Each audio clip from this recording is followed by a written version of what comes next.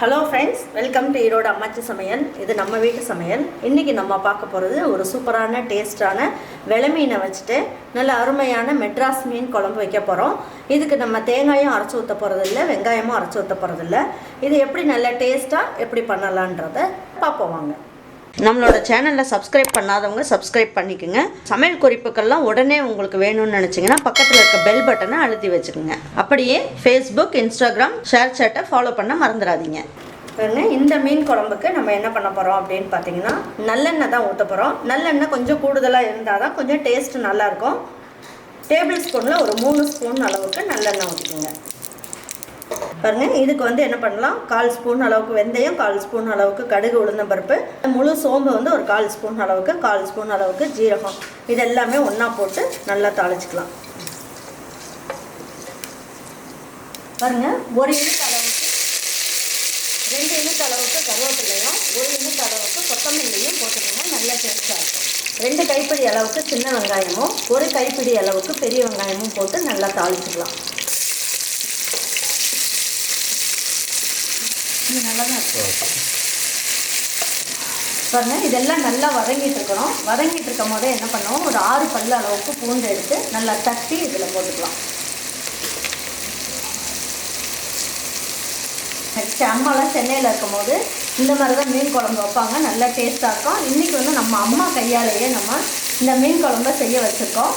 இது எப்படி இருக்குது, நம்மளோட மீன் குழம்பு நிறைய பேர் சாப்பிட்டுட்டு நல்லா இருக்குமான்னு நிறைய கமெண்ட்ஸ்லாம் எனக்கு சொல்லியிருக்கீங்க.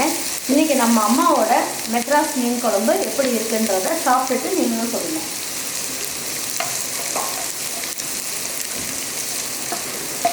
இப்போ ஒரு 3 தக்காளியை நல்லா பொடி பொடியாக கட் பண்ணி வச்சுட்டு அதையும் போட்டுக்கலாம். சரிங்களா, 1 சிட்டிகை அளவுக்கு மஞ்சள் தூள் போட்டுக்கலாம்.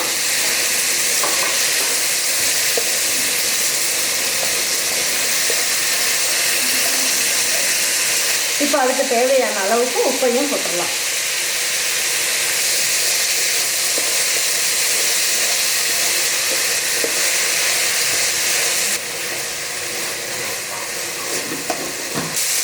பாருங்க, இது நம்ம வீட்டு குழம்பு மிளகாய் தூள். இந்த மிளகாய் தூள் சட்னி கரண்டியில் 2 கரண்டி அளவுக்கு போட்டுக்குங்க.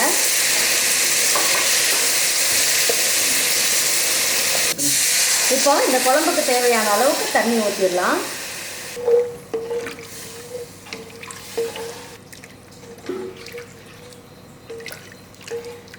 தட்டை வச்சு நல்லா மூடி வச்சுட்டோம். ஒரு 15 நிமிஷத்துக்கு இது நல்லா கொதிக்கட்டும். இதில் இருக்க மிளகாய்த்தூள் வாசம்லாம் போய் கொஞ்சம் திக்காக ஆகிற மாதிரி இருக்கணும்.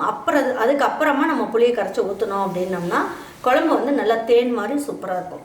இப்போ 15 நிமிஷம் ஆயிடுச்சு. இப்போ எடுத்து பார்க்கலாம்.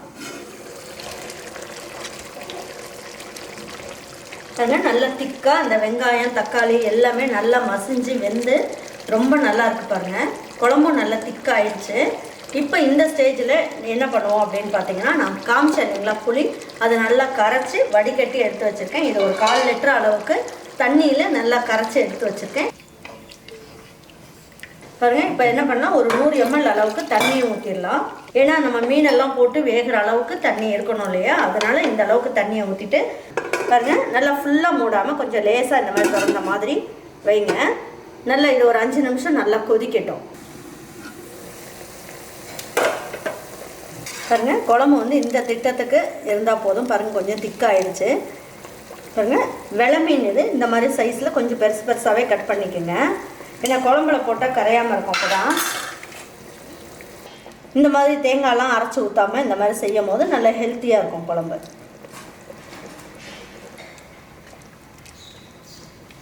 இது ஒரு 5 நிமிஷத்துக்கு நல்லா ஹை ஃப்ளேமில் இருக்கட்டும். அதுக்கப்புறம் எப்படி இருக்குன்னு பார்ப்போம். இப்போ ஒரு 3 நிமிஷம் நல்லா ஹை ஃப்ளேமில் வச்சு கொதிக்க வச்சோம். பாருங்க, குழம்பெல்லாம் நல்லா கொதித்து நல்லா ஆடை மாதிரி நல்லா படிஞ்சு வந்திருக்கு. இப்போ என்ன பண்ணலாம், மறுபடியும் மூடி வச்சு ஒரு ஸ்லோ ஃப்ளேமில் 2 நிமிஷம் விட்டுருங்க.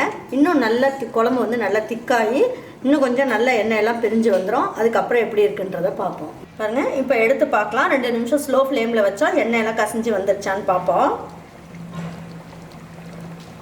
எண்ணெயெல்லாம் நல்லா கசிஞ்சு நல்லா குழம்பு நல்லா திக்காவாயிடுச்சு. இந்த அளவில் இருந்தால் தான் நமக்கு வந்து குழம்பை எடுத்து சாப்பிட்றதுக்கு நல்லாயிருக்கும். ரொம்பவும் திக்காயிடுச்சு அப்படின்னா நமக்கு குழம்பு பத்தாம ஆயிரும், மீன் மட்டும் நிறைய இருக்க மாதிரி இருக்கும். இப்போ இந்த ஸ்டேஜில் நம்ம எடுத்து வச்சு நம்ம பரிமாறிக்கலாம். பாருங்கள், நம்ம வீட்டு குழம்பு மிளகாய் தூள் போட்டு சூப்பரான நல்ல ஒரு டேஸ்ட்டான மீன் குழம்பு வச்சுட்டோம். இதே மாதிரி ஒரு மீன் குழம்பை உங்கள் வீட்டில் இருக்க பிள்ளைங்களுக்கும் இதே மாதிரி ஒரு ஹெல்த்தியான மீன் குழம்பாக செஞ்சு கொடுத்துட்டு அவங்களுக்குலாம் பிடிச்சிருந்ததுன்னா லைக் பண்ணுங்கள், ஷேர் பண்ணுங்கள், சப்ஸ்கிரைப் பண்ணுங்கள், மறந்துடாமல் கமெண்ட்ஸ் பண்ணுங்கள். தேங்க்யூ ஃபார் வாட்சிங் ஈரோடு அம்மாச்சி சமையல். தேங்க்யூ.